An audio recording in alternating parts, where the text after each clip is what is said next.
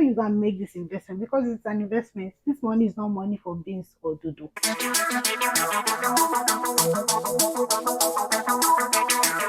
Hello, friends, and welcome to my channel. My name is Latte, but here you call me the Purpose Queen, and I'm happy to see you guys again today. Please, if this is your first time stopping by, don't make it your last time. Ensure that you subscribe, that you engage in my videos. I want to be seeing more of you guys. I want to be communicating with you guys more often.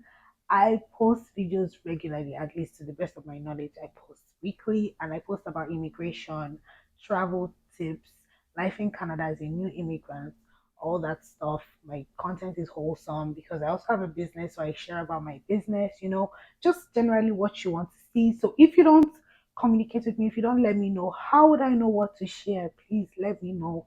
I want to be in tune with all of you. Let's get into today's video. So, I recently came into Canada. If you've been watching my videos, you would know how recent and you would know the whole process it took. I would link some of those videos so that you can watch. Like you wouldn't be a newbie to this story I'm about to share. Well, even though I haven't shared this tips before, but at least knowing that I applied for express entry and that was the means I came into Canada, knowing that some of these things I'm about to say would not really be a surprise to you. But guys, I'm just simply talking about common scams, common ways you will get scammed if you're trying to apply to relocate, if you're trying to jackpot. This might not even be just for Canada. This might be to UK, Australia, New Zealand, whatever. But please look out for these things because these are things I had to look out for when I was applying. And I'm going to start with the first one, which is proof of funds. Oh my God.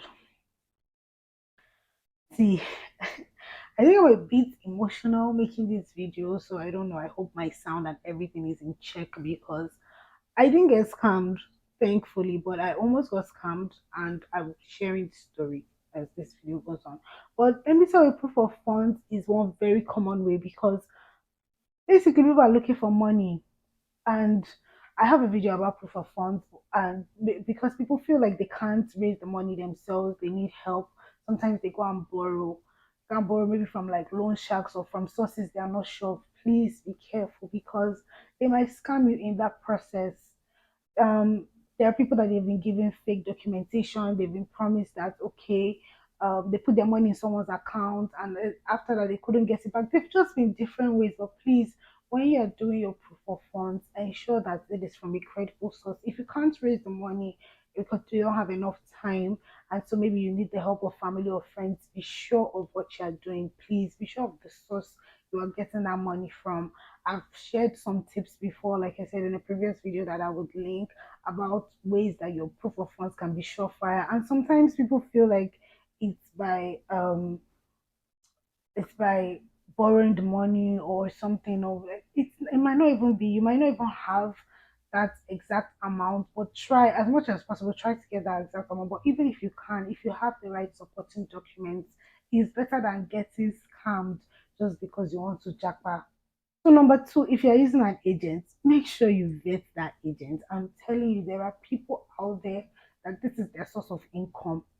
The ones that this is their source of income, yes, legally they will help you travel, and the ones that this is their source of income because they claim to be agents, and yes, they would take your money and disappear. Guys, even here in Canada, there are scams. Don't think that these things are happening only back home. These things are happening only where you are. There are scammers everywhere. You just have to be careful. Have to open your eye. Be sure, do their background check. Ensure, okay, who have these people helped? What do they have? If possible, check for their license. Licensed immigration consultants. They might be more expensive, but at least you are sure that your money is not going down the drain. People use them even for study visas, for work visas. I mean, for the few times I've had to travel, because I've also lived in the UK where I did my master's, I did everything myself. And yes, I understand that, okay, some people don't know how to go about these things. I mean, that is why we create content about it. Some people, even if they know, they don't want to go through that stress. Okay, good and fine. You don't want to, but ensure that before you can make this investment, because it's an investment, this money is not money for beans or dodo. Before you can make this investment, just be sure, extremely sure of the source you are playing with, the source you are bargaining this your money with. Have the right documentation. You safe. Don't be shady. Have the right documentation. Don't fake or forge anything. You have a degree from social university, good and fine, provide the original. Like, you don't have to send them. You wouldn't get to send them these documents like physically. You would submit them online, which is why you need to have the right documents. Ensure that nobody is promising you, oh, I can give you this for this. See, it's not worth it. That's just what I have to say. Because if you get caught, it's not worth it. Just have the right documentation, be straightforward about the process.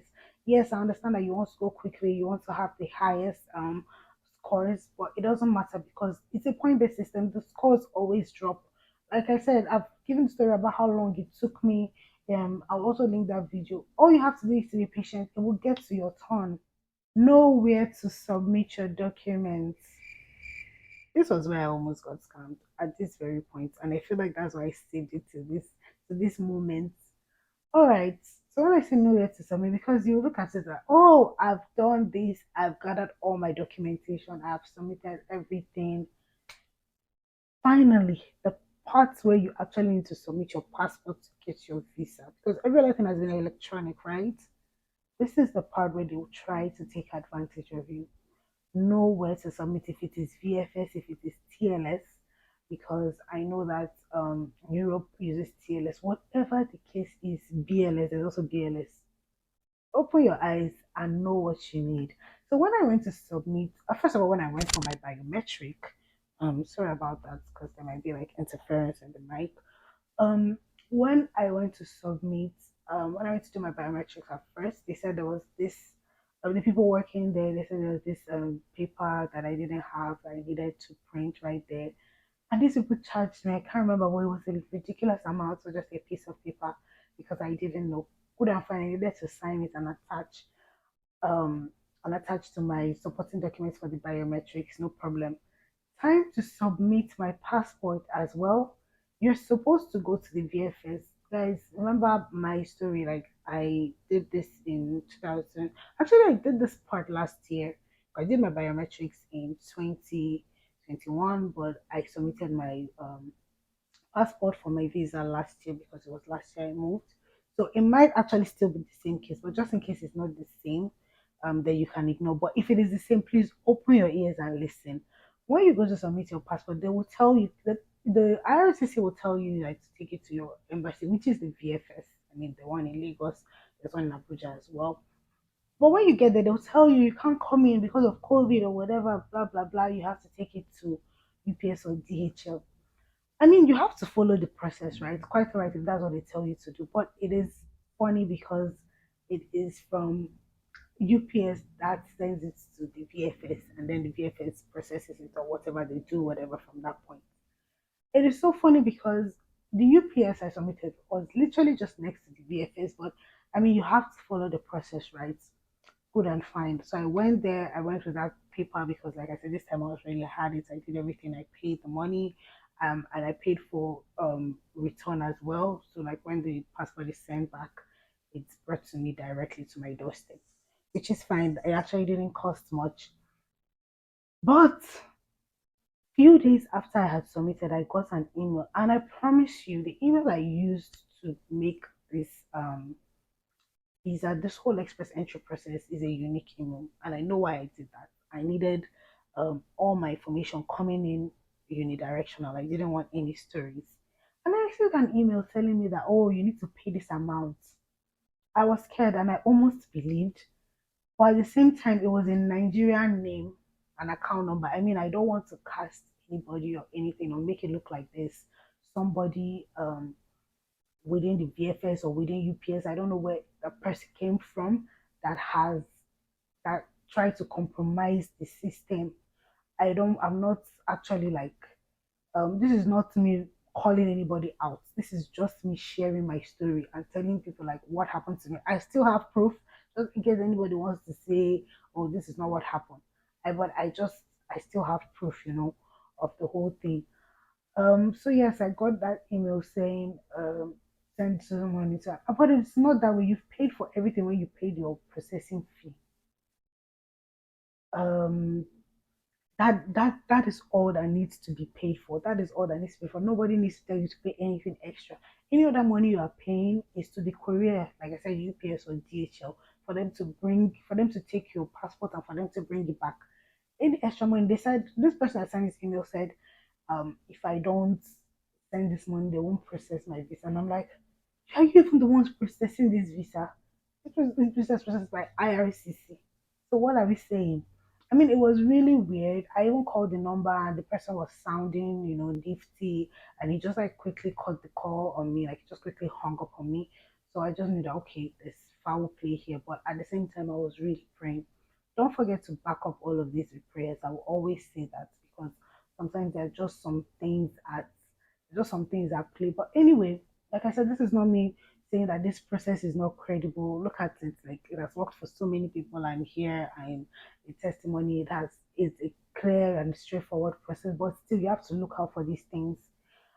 All the things that you need to pay for are on the IRCC website. When you submit your visa, you're not paying anything again. You just need to pay for the passport to be sent. In fact, if you are submitting directly at the VFS, you won't even need to pay for that. Maybe you only pay for it to be brought back to you, or maybe not at all. You can go back there to pick it up. So those are the only things. You don't need any extra. So just be careful. Anybody who's asking you to pay for any unnecessary thing, you really, really, really need to keep a good eye out. I'll never forget the OT Love Train, if you know them, they're a couple in Canada, they're a Nigerian couple in Canada. When they narrated their story, I had to listen carefully to see if anybody asked them to pay anything because at the time they just got in, I was still on the process of doing mine. And that's when I knew that okay, really like there are really scammers out there, there are really people trying to take advantage of you. So be careful, keep a keen eye out for all of these things. All right, so guys, that is my story. That is me telling you be careful. I'm not saying don't apply. Obviously, I won't be here bringing down the system. I won't be here making these videos because my videos are to encourage you to do the right thing, to be patient with the process, and to take it one day at a time. It will all lead you to your destinations, all lead you to where you want to. I mean, it might not even be for Canada, but I'm just sharing the story so that you can be careful as well. Thank you for watching. I'm really, really grateful to all of you, and I will see you in my next video.